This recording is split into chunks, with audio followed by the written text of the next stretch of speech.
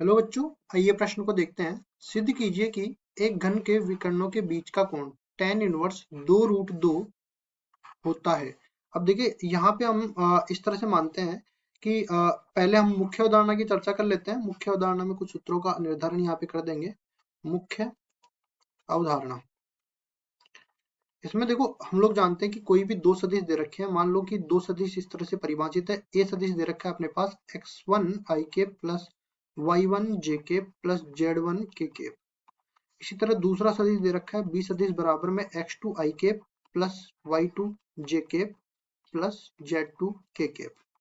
तो अगर मेरे को ए और बी के बीच का कोण निकालना है, मान लिया कि ए सदिश इस तरीके से है, बी सदिश इस तरीके से है, दोनों के बीच का कोण थीटा है। ये ए सदिश हो गया, ये बी सदिश हो गया। थीटा निकालेंगे कैसे? क्योंकि हम लोग जानते हैं ए सदिश और बी सदिश का अदिश गुणा करते हैं तो ये बराबर होता है ए सदिश का परिमाण गुणा में बी सदिश का परिमाण गुणा में कोस थीटा के बराबर। ठीक है, थीटा इन दोनों के बीच का कोण आ जाएगा। अब देखिए, अगर मेरे को कोस थीटा का मान निकालना है तो ये बराबर हो जाता है ए सदिश का परिमाण गुणा में सॉरी ए सदिश और बी सदिश का अदिश गुणा और नीचे भाग लग जाएगा ए सदिश का परिमाण गुणा में बी सदिश के परिमाण का। तो देखो अदिश गुणा तो कैसे होगा? ये संगत घटकों का आपस में गुणा हो जाता है। देखो कैसे, आई कैप के गुणांक का आई कैप के गुणांक से गुणा हो जाएगा, जे कैप के गुणांक का जे कैप के गुणांक से गुणा हो जाएगा और के कैप के गुणांक का के कैप के गुणांक से गुणा हो जाएगा। बाकी सारे लंबवत घटक होने के कारण एक दूसरे को शून्य बना देते हैं। तो ये बन जाएगा ऊपर तो x1 x2 plus y1 y2 plus z1 z2 और नीचे भाग लग जाएगा किसका? x1 की घात 2 प्लस y1 की घात 2 प्लस z1 की घात 2, इस पूरे का वर्गमूल। और यहाँ पे हो जाएगा x2 की घात 2 y2 की घात 2 प्लस z2 की घात 2, इस पूरे का आ जाएगा वर्गमूल। अब देखो हमें क्या करना है, अगर मेरे को क्या बोला है, विकर्णों के बीच का, दो विकर्णों के बीच का अगर मेरे को विकर्णों के सदिश मिल जाए तो उनके बीच का कोण भी मिल जाएगा। तो देखिए हम लोग यहाँ पे क्या करते हैं, एक घन बना लेते हैं यहाँ पे और ये x अक्ष मान लेते हैं, ये y अक्ष मान लेते हैं, ये z अक्ष मान लेते हैं। घन का जो मूल बिंदु पे किनारा है उसको तो बोल देंगे 0 0 0। इस किनारे को निर्देशांक दे देंगे 0 0 0। इसको मैं o बिंदु बोल देता हूँ। इसके बाद देखिए बिंदु को यहाँ पे नामांकित भी कर देते हैं। ये o बिंदु है तो इसको मैं ए बिंदु बोल देता हूँ, इसको बी बोल देता हूँ, इसको सी बोल देता हूँ। ठीक है, इसके बाद देखो ये आ गया अपने पास डी बिंदु, ये ई बिंदु, ये एफ बिंदु और ये जी बिंदु। ठीक है जी। अब देखो इन बिंदुओं के निर्देशांक भी निकाल लेते हैं। जैसे ये मूल बिंदु आ गया। अब मूल बिंदु से ए बिंदु में जाता हूँ तो मतलब एक्स अक्ष की तरफ जा रहा हूं मैं। और इस घन की भुजा मैं मान के चलता हूँ, घन की भुजा ये अपने पास है ए इकाई। ठीक है, ए के बराबर आ गई।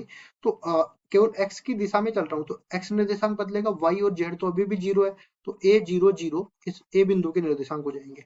अब b बिंदु के निर्देशांक, अब मैं a से b पे जा रहा हूँ तो x का निर्देशांक तो a है, y निर्देशांक बदलेगा क्योंकि y की तरफ जा रहा हूँ मैं, तो इसके निर्देशांक हो जाएंगे a 0। फिर देखिए सी पे जा रहा हूँ तो या तो देखो मूल बिंदु से सी पे चले जाओ तो इसमें केवल y निर्देशांक बदल रहा है तो इसके निर्देशांक हो जाएंगे 0 a 0। या फिर जो है बी से भी सी पे जाएंगे तो देखो वापस से ए दूरी जो है ऋणात्मक में जाएगा तो a माइनस ए 0 हो जाएगा। फिर आगे चलेंगे और डी की निर्देशांक निकालेंगे तो सी से डी पे जाएंगे तो सी से डी पे देखो y निर्देशांक तो a है और z निर्देशांक भी आ रहा है तो मतलब कि 0 a ये इसका निर्देशांक हो जाएगा। इसी तरह एक ई की मैं बात करूं तो देखो ई में क्या हो जाएगा, ई में यहां से आ जाएंगे मूल बिंदु से ई पे तो केवल जेड बदल रहा है तो 0 ए इसके निर्देशांक हो जाएंगे। इसी तरह ई से जब एफ पे जाएंगे तो देखो जेड निर्देशांक तो वही है, एक्स निर्देशांक भी इसमें बदलेगा तो ए इसके निर्देशांक आ जाएंगे। इस तरह हर एक शीर्ष के निर्देशांक आ गए तो जी के निर्देशांक भी निकाल लेंगे। जी के निर्देशांक में सारे के सारे जो देखो एफ से अगर मैं जी पे जाऊंगा तो वाई बदलेगा तो एक्स और जेड तो पहले से ही ए था, वाई भी ए हो जाएगा तो जी के निर्देशांक हो जाएंगे ए। अब देखिए दो विकर्णों को सदिश में निकाल लेता हूँ। विकर्णों के सदिश कैसे निकालते हैं, देखो कोई भी बिंदुओं से कोई भी देखो सदिश दे रखे हैं। सदिश का निर्माण कैसे होता है, अगर सदिश पर स्थित दो बिंदु दे रखे होते हैं तो उनके स्थिति सदिशों को आपस में घटा देते हैं। जैसे मान लो कि ये ए बिंदु है, ये बी बिंदु है। ठीक है जी, अगर मैं OB के स्थिति सदिश में से OA का स्थिति सदिश घटा दूं तो मेरे पास AB सदिश आ जाएगा। ठीक है, इनके स्थिति सदिश दे रखे हो तो आपस में घटा के हम सदिश का निर्माण कर सकते हैं। तो सबसे पहले तो मैं OG, ये एक विकर्ण हो जाएगा, काय विकर्ण होते हैं क्योंकि हम लोग जानते हैं घन के अंदर 4 काय विकर्ण होते हैं। तो एक तो ओजी विकर्ण हो जाएगा। तो ओजी विकर्ण कैसे निकालेंगे? देखिए यहाँ से जी के स्थिति सदिश में से ये ओ का स्थिति सदिश घटा देंगे, मतलब कि इनके देखो दिक् अनुपात क्या है, ए कोमा ए कोमा ए, ये इसके दिक् अनुपात है, और इसमें से घटा देंगे 0,0,0 ओ के दिक् अनुपात, जो कि बच जाएगा ए कोमा ए कोमा ए, मतलब ओजी सदिश क्या बन जाएगा अपने पास, ए आई के प्लस ए जे के प्लस ए के, इस तरह से बन जाएगा। अब देखिए दूसरा एक और विकर्ण हम लोग ले लेते हैं। दूसरा विकर्ण कौन सा ले लेते हैं, ये सी एफ, ये विकर्ण ले लेते हैं। तो देखो क्या करेंगे हम लोग, सी एफ सदिश बराबर में हो जाएगा ओ एफ सदिश माइनस में ओ सी सदिश। तो देखिए यहाँ पे एफ का स्थिति सदिश कितना है, एफ का स्थिति सदिश है अपने पास ए, या फिर इसको पहले क्या कर लेते हैं, इसको दिक् अनुपातों के रूप में लिख लेते हैं, ए कोमा जीरो कोमा ए, इसमें से घटा देंगे सी के अपने पास दिक् अनुपात है 0,a,0। तो देखो यहाँ पे अपने पास सी एफ सदिश किसके बराबर आ जाएगा, यहाँ से ए से 0 जाएगा तो ए आई केप, 0 से ए जाएगा तो माइनस का ए जे केप, और ए से 0 जाएगा तो प्लस का ए के केप। इस तरह से अपने पास दो विकर्णों के सदिश आ गए। अगर विकर्णों के सदिश आ गए तो इनके बीच का कोण निकालने के लिए हम लोग सूत्र लगा देंगे, कौन सा वाला, ये वाला, कोस थीटा बराबर। तो यहाँ पे लिखेंगे, देखो माना ओ एफ सदिश व दो सदिश कौन से हो गए, एक तो ओजी सदिश हो गया, ये ओ एफ नहीं है, ओजी सदिश है, ओजी सदिश व सी एफ सदिश के बीच का कोण थीटा है, बीच का कोण थीटा है। अगर थीटा है तो कोस थीटा किसके बराबर हो जाएगा, देखिए यहाँ पे ओ जी सदिश और इसका अदिश गुणा हो जाएगा सी एफ सदिश के साथ, और इसमें भाग लग जाएगा ओजी सदिश के परिमाण का और सी एफ सदिश के परिमाण का, ये दोनों गुणा हो जाएंगे। तो देखो ओजी सदिश किसके बराबर हमने निकाला, ए ए, तीनों ए है, तो ए आई के प्लस ए जे के प्लस ए के। इसी तरह ये अदिश गुणा किसके साथ हो जाएगा, देखो सी एफ सदिश अपने पास क्या था, ए माइनस ए और ए, तो ये आ जाएगा ए आई केप माइनस में ए जे केप प्लस ए के केप। और इसी तरह नीचे अपने पास क्या बनने वाला है, देखिए आई केप के गुणांक का वर्ग प्लस जे केप के गुणांक का वर्ग प्लस के केप के गुणांक का वर्ग, इस पूरे का आ जाएगा वर्गमूल। इसी तरह आई केप के गुणांक का वर्ग प्लस जे केप के गुणांक का वर्ग प्लस के केप के गुणांक का वर्ग, इस पूरे का आ जाएगा वर्गमूल। इसको आगे हम लोग हल करते हैं, तो देखिए अपने पास कोण आने वाला है कोस थीटा बराबर में, देखो ए आई केप को ए आई केप से गुणा करेंगे तो ए स्क्वायर, आई केप से गुणा होने के बाद अपने पास इकाई के बराबर बन जाएगा। ए से माइनस ए को गुणा करेंगे तो माइनस का ए स्क्वायर, ए से प्लस ए को गुणा करेंगे तो प्लस का ए स्क्वायर। नीचे अपने पास देख लेते हैं सेम इसी तरह, ये 3 ए स्क्वायर बनेगा, वर्गमूल के अंदर है तो वर्गमूल 3 ए बन जाएगा, और इसी तरह इसमें भी यही बनने वाला है, तो वर्गमूल 3 गुणा में ए बन जाएगा।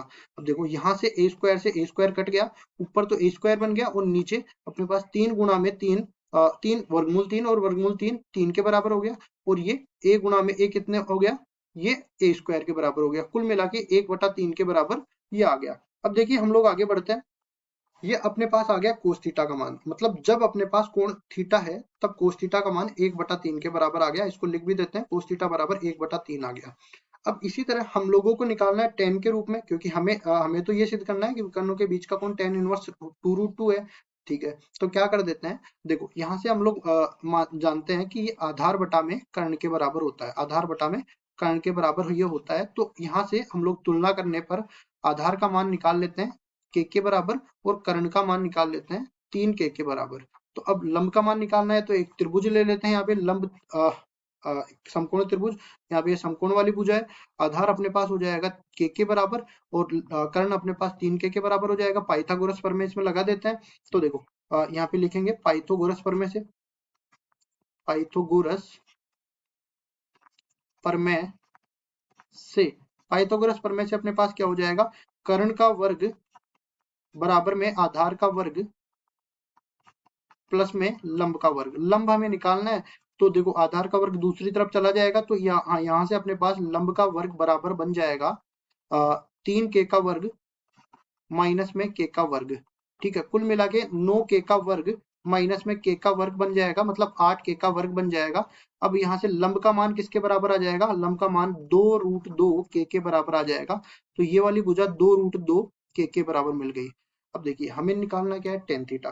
तो टेन थीटा के लिए हम लोग जानते हैं कि लंब बटा आधार अपने पास होता है, तो देखिए इसमें टेन थीटा का मान लिखते हैं इसमें, टेन थीटा बराबर में लंब बटा आधार, लंब बटा आधार हो जाएगा। तो देखिए जैसा कि हमने लिखा कि लंब का मान तो 2√2 के बराबर लिख दिया और आधार का मान पहले ही पता है के बराबर, कुल मिला के 2√2 के बराबर ही आ जाएगा। तो अगर मेरे पास टेन थीटा का मान यहाँ पे 2√2 के बराबर आ गया तो थीटा का मान किसके बराबर हो जाएगा, टेन इनवर्स 2√2 के बराबर, क्योंकि ये इसके प्रांत में है।